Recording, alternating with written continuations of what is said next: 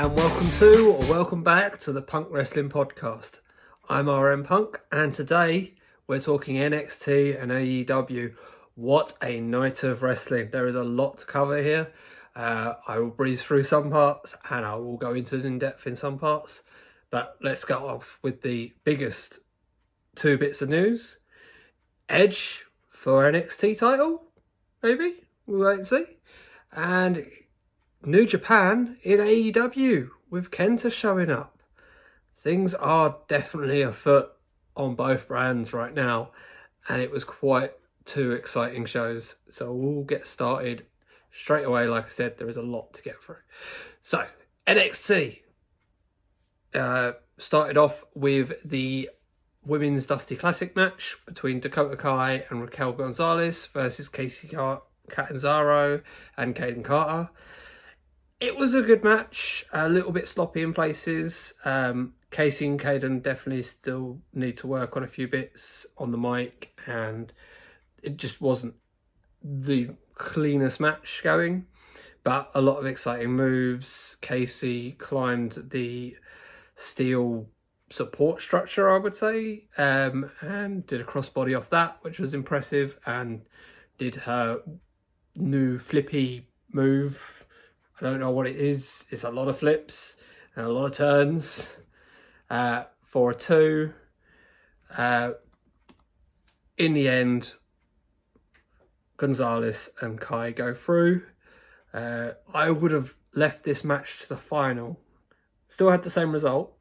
It was a very good match, but a bit more time to work could have been good. And I think Gonzalez ending the dream run of the underdogs in the final would have been nice. But there we go. After that, there was Toni Storm interview. Io's been untouchable to anyone but her. And that dead weight Martinez is not going to stop her. It was good promo. All good with that. Nothing too much to say on that one. You had Leon Ruff versus Austin Theory. The Way. Now, clearly that's something that Johnny Gargano pitched after watching Mandalorian. This is the way. This is the way. Lots of way puns. So this match was good at points and very overbooked towards the end. So towards the end, Gargano tries to get involved, gets kicked for his trouble. There's a double down in the ring. Ruff rolls to the outside of the ring. Then you get Candice and Indy Hartwell come down and start carrying Gargano away. I wasn't too sure what was going on there, but it was all good. Shotzi and Ember then come down. They take out Indy and Candice. And the ref sort of, as they're brawling, the ref goes up the steps as well, up towards out of the arena, kind of kicking them out of the arena. Ruff and Gargano looking at each other. Ruff takes a back bump and is like, "Oh, why did you hit me? Why did you hit me?" Which gets Gargano taken out of the match, like kicked out. The ref kicks him out to the amusement of Ruff. My one thing with that was, where was Austin Theory in this? Was he just standing in the ring waiting for all this stuff to happen, or what? In the end, makes no difference. Theory still wins with the ATL. After the bell, does another ATL, goes to get a bit of paraphernalia, gets the ring bell, but Dexter Lumis stops that. And they fight a little bit, and Dexter takes a lock of his hair. Like I said, it was alright. It was overbooked madness, but it was entertaining enough. When will they clear up the fact Escobar is technically still the interim champion and there's 2 cruiserweight champions? Now, I'm aware, obviously, global pandemic, and the UK, no one wants to go to the UK at the moment. We're the worst for it. But yeah, it doesn't really get mentioned. However, there's promo packages for Escobar and on the UK side as well. So we'll see what happens there down the line. Escobar is also still teasing a feud with Cross with an End Is Near reference during a promo package. After that was Lucha Party versus Legado del Fantasma. It was a good match. Lucha things, lots of lucha things. There was a nice Hurricane Rana from the top rope to the outside. Del Fantasma win in the end. It was a very good match. They've got MSK in the next round. Del Fantasma. MSK come out, cut a cheesy promo. Really not sold in him at the moment, but let me know what you think. Pete Dunne, Birch and Lorcan arrive in their SUV. They say, let's go get Bella. After the break, Dunne's music hits, cuts a promo, he's not waiting around. Out comes the Prince. You say you're done waiting, but you're still hiding behind those two. Eventually they walk off, Lorcan and Birch. Balor says on Vengeance Day it will be Balor versus Dunne. Followed by, you think you know me, it's Edge. Edge comes out, hypes up NXT, says that in NXT they focus on the second W in WWE rather than the E. So it brings up, they're focusing on wrestling. Says that NXT is what got his passion back for the business, teasing that he could go after Finn's title. So he'll be watching closely at TakeOver to see who wins, as he may just make that decision and go to NXT. It's intriguing. It's nice that they involve all three brands in this. I expect to see Edge on SmackDown as well. At least if they're not this week, it'll be next week. Will Edge challenge for the NXT title? He might want to, but I can't see it personally. But it might be a bit of fun. It was great. It was a great segment. Really enjoyed it. Next up, we had a Johnny Gargano interview. Basically bad-mouthing Mackenzie, the normal interviewer, who, like, the new person, I hope you're a good journalist, you can answer good questions. Lots of the way puns. The interviewer says that he will be facing Kushida at Vengeance Day. He's like, you said the K word. No one says the K word. Who are you? Where are your credentials? Why are you making these lies up? And drags her to Regal's office saying, you're in trouble, you're going to get fired. Back from the break, we're still with this scenario. He's knocking on the door. Kushida answers. Bit of back and forth of, have you got an appointment? I'm the champ, I don't need an appointment. Yes, you need an appointment. And then some fighting, which Kushida gets the better of them. After that, we had Jessie Kamea versus Toni Storm. She is now part of the Robert Stone brand, Kamea, officially. There was no match here. Within the first 20 seconds, Martinez interjects herself into the match for the DQ. Tony and Martinez are brawling. Io Shirai comes out. She just watches them brawl from the top rope. They brawl to the outside. Io hits a moonsault from the top. Nice stuff. Good. Nice to have a bit more of a match there, but it was a packed show and it was a nice little brawl. Next, you had Kurt Stallion versus Escobar for the Cruiserweight Championship. I don't know much about Kurt Stallion. I've not been watching 205 Live. He doesn't seem like my cup of tea, but we'll wait and see. During this match, it becomes abundantly clear that Scarlett Bordeaux is watching in like a red smoke from the balcony area. Escobar is unfazed, a little bit distracted, but smiling. I think it's nice that they're beginning to mesh these stories together. It's not just 205 Live guys and NXT guys. There's a meshing going on, and maybe Escobar is transitioning into the main part of NXT, which is nice to see. Hopefully he doesn't get squashed by Cross in the meantime. Would be good. But yeah, no, it was another good match. Escobar is on top throughout of this, except for the occasional distraction where he's obviously focusing on Bordeaux. But it was a very good match. And Escobar wins pretty easily. Cross does come out, says, looks like we've got a problem here, but I'll give you time and TikTok and go away, little kid, basically. Yeah, no, it was good, interesting. I'm not a big fan of Cross either, but it's nice that Escobar's obviously doing some good work and he's transitioning from a 205 Live guy to actually being part of the main show and not just a side match that happens to be on NXT. Later on, Edge is in the parking lot. Cross comes up, says you should think wisely because it's not going to be Balor or Dunn, it's going to be Cross. Edge says, be careful what you say, that could be motivation for me to come here, and I don't think you want that. Good stuff. Intrigue. Lovely, a bit of intrigue.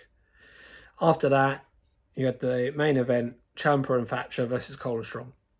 Great match. I'm not going to go into every spot that happened here, but it was a really good match. Plenty of back and forth, plenty of callbacks to Ciampa and Cole's feud, lots of hard-hitting action. In the end, Thatcher and Ciampa do progress to the next round where they will face the Grizzled Young Veterans. And that was NXT. It was a good show. I enjoyed it. There was nothing out of this world. Obviously, Edge coming is a big deal. Will we see him on NXT going forward? Be nice to see a bit of presence going into the WrestleMania season. I can see Edge waiting out his decision for a little bit, which will be good. I like it when they do that and it's not just straight away, right, well, I'm facing this person, I've just won the Rumble. A bit of back and forth as to who they're going to pick is all good. It adds to the storylines on all three shows. Next up, let's talk AEW. Really great show. Was glad I watched it. The one thing with AEW at the moment, they're making it very hard to follow because to watch AEW, you also really need to be watching Impact and New Japan Pro Wrestling, and there's so many hours in a day. But it was Breach Break, it's leading up to AEW Revolution, and it was a very good show with a lot of good moments. So we'll get into it, we'll discuss it a little bit. So it kicks off with a tag team battle royale match. Normal battle royale rules apply, last man standing wins for their team.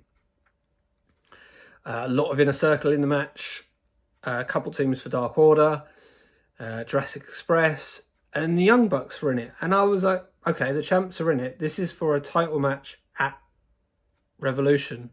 But they say that if Young Bucks win this, they'll challenge the Good Brothers for the Impact tag team titles and double champs. Yeah, it is what it is. It was good. It was a standard battle royale match. There wasn't anything that's crazy about it. It was just a good battle royale. One of the Young Bucks was eliminated early. I think it was Matt was eliminated early. Nick was in there till pretty late. Inner Circle, big story at the match. Jericho accidentally, inadvertently eliminates Sammy Guevara. Jericho and MJF win. They'll go on to Revolution, and the Inner Circle, there's friction between them. So next up was a in-ring interview with Darby Allin and Sting, hyping up the match for Darby Allin against Joey Janela next week. It was quickly interrupted by Team Taz, who are outside the building. They've not been allowed in the building, but next week they'll be there and they'll be watching closely in the Darby Allin match and may get involved. Ricky Starks says that he doesn't see the icon anymore when he looks in Sting's eyes. Close that. So they cut the video feed. Then Sting says, you know, he'll make sure it's one-on-one next week and that Ricky Starks needs to look a bit closer if you can't see the icon. After that, there was a really good match between Britt Baker and Thunder Rosa. Really hard hitting. A lot of time spent on the outside where they were breaking up the count at least sometimes. Sometimes the ref was having to slow the count down a bit to stop it being a count out. But yeah, really good. There was some nice spots, a Death Rally driver on the stage. In the end, Rebel gets involved, takes the middle padding off the turnbuckle. Britt sends Rosa face first into it. Rosa is out cold, but for good measure, Britt puts in the lockjaw, and that's your victor is Britt Baker. After that, we had a little segment with Hardy and Adam Page, so basically setting up the match that's coming up next against Chaos Project. That it's because they ruined Negative One's birthday, and Hardy doesn't want anything from him, is not after a contract or anything like that. Just worried about Page and thinks that getting a bit of own back on Chaos Project will be good for him. So the story of Hangman Page is that he's got commitment issues and trust issues, from what I can tell. That, yeah, he wants to join the Dark Order, but he doesn't trust them after everything that happened with Omega and everything. It's got layers to it, and that's good. I'm intrigued. In the match, I was not so intrigued, as Hardy and Adam Page are on a completely different level than Chaos Project. They're both stars. They're a living legend and a star of the future, and Chaos Project just aren't. So yeah, they win in the end. Page hits the lariat, but Hardy tags himself in for the pin. So continuing that Page can't really trust anyone. But it was all good. It was a fine match. There wasn't much to it, in my opinion. And like I said, it just the difference between the two teams when you look at them and when you like star power, and that feeling of these guys are the future or the past, and it's not there with Chaos Project. They're just not that good. I'm sorry, my opinion. Some people might love them, but I don't. MJF, Jericho are celebrating their victory. Sammy and some of the Inner Circle are pretty pissed. Jericho says, I think Sammy's like, well, what about us? And, you eliminated me. And Jericho's like, collateral damage. And Sammy's like, well, why are we always the collateral damage? You say it's about all of us, but it's really about you. And walks off. Jericho chases after him. MJF says to the other guys in the Inner Circle, I think it's time we had a chat. Tells Wardlow to get the cameraman out of there, which was a nice touch. I noticed the fact that, yes, they know they're being filmed and like, no, we don't want you to see this part. Which in WWE, obviously, everything is filmed. You never get any real, like, oh, what's going on behind these doors moments. Because it's just told to the, a bit of surprise, a bit of intrigue. Next up was the wedding.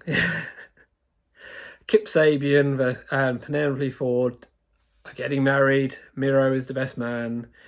Chuck Taylor is the butler.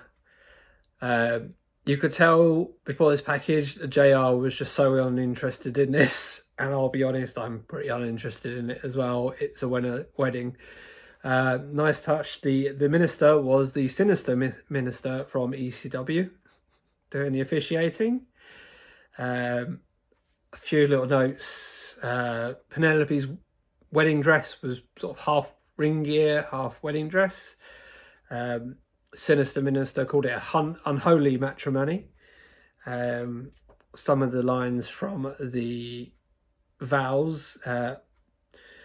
Kip said that Penelope is beautiful on the inside and damn hot on the outside. Penelope said that Kip has the biggest, which Kip then cuts off and says, you don't need to share that. They share the rings. So the minister sort of takes over here. During the will you, in sickness and in health, all this part, the normal thing, calls Penelope an alluring creature and says, will you to have and to grope kayfabian or others above anyone else. Nice little touch. Calls Kip dashing rapscallion and does the same, right? To have and to grope. Till death do us part, kayfabe in all others, etc. They both say I do. The minister starts to do, is anyone here present? Miro stops it, says, no, I've been here before. We're not doing this. Not asking that. Move on from this. Nice little touch there. A bit of a... and then the minister says, by the power invested by AEW and Tony Khan, I now pronounce you man wife. You may now kiss the ball and chain. Next up, you got the toast by Miro. Gets Charles to hand out the champagne. Miro says that he is Kip's present, and his strength and all this sort of stuff. Says, talking about presents, what's this? And there's this big box behind them. Again, Miro's like, I know what this is. It says that it's Charles' present. Miro attacks the box, but it's an empty box. Miro continues his speech, says, what is love? The fans start singing, what is love? Miro joins in with the singing and says, stop it. It's my moment, my wedding. Let's get some cake. And then he goes to step and he can't step because his legs have been cuffed. Chuck attacks Kip. Penelope's face ends up in the cake.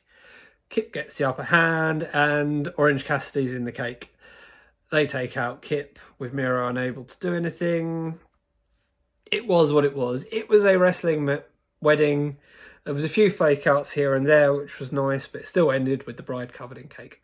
But at least they're married, I guess. After that, complete other end of the spectrum, you've got Eddie Kingston versus Lance Archer, which at least I was looking forward to. I think this can be a big hard-hitting match.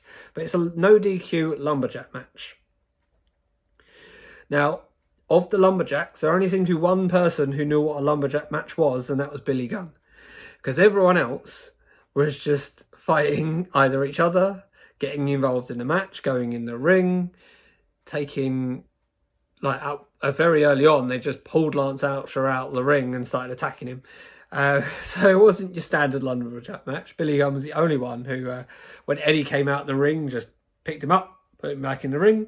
And then Eddie's like, no, don't want any of that. Went back out of the ring and attacked some other lumberjacks. But it was, at one point, Bunny jumped on Archer in the ring. Jake Roberts at one point just randomly cross-bodied and helico.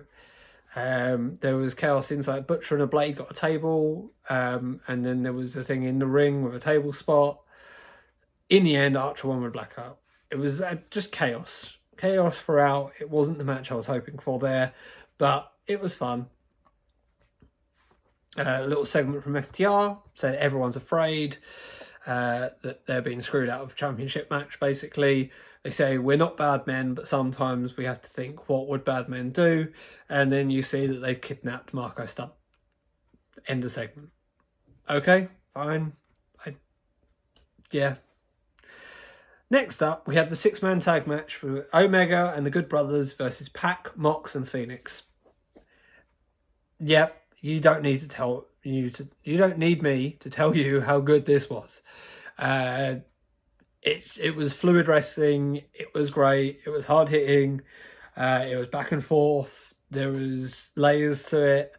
I don't think I can do this match justice. It was just class. You should go watch it. Side note, Moxley at this moment in time really, really reminds me of Kano from the Mortal Kombat movie. Let me know if anyone else agrees with me on that. Yeah, there was V-triggers. Omega was in for large portions of the match. There was just spot after spot after spot. I said I can't keep up, and then in my notes, and in the commentary straight away after that said it's too fast to call. In the end, Gallows wins off a Magic Killer. They start beating Phoenix down after the match. Archer gets involved and sort of levels it up and takes out the Good Brothers, leaving Mox and Omega in the ring. Mox gets up, looks like he's about to attack Omega. A Mox man attacks Mox. Takes the mask off. Oh my god, it's Kenta. He gets to go to sleep on Moxley, and then he leaves the ring. And he's looking at both Omega and Moxley in this moment. So not only is Kenta in the ring, the commentary thing bring up that obviously Mox is still Intercontinental Champion for New Japan Pro Wrestling, that Kenta has the briefcase, which is all New Japan storyline. Are they working together? Is it just clearing up? You know, it's such a weird time for wrestling that AEW's come along, and it's like the war is on, and they're working together with all of the other companies. It makes it for an exciting product because you don't know what's going to happen. But like I said, as someone who wants to try and cover wrestling and talk about wrestling, you're giving me a lot to bloody watch right here. But yeah, it was a good show. It was a very good day of wrestling. That with Quizzlemania on Wednesday night as well. Very much enjoyed myself watching that, watching the wrestling. Hope you enjoyed the show. If there's any questions, please post them on Twitter at RMPunk Podcast. And yeah, have a good day, good night, and God bless. Thank you.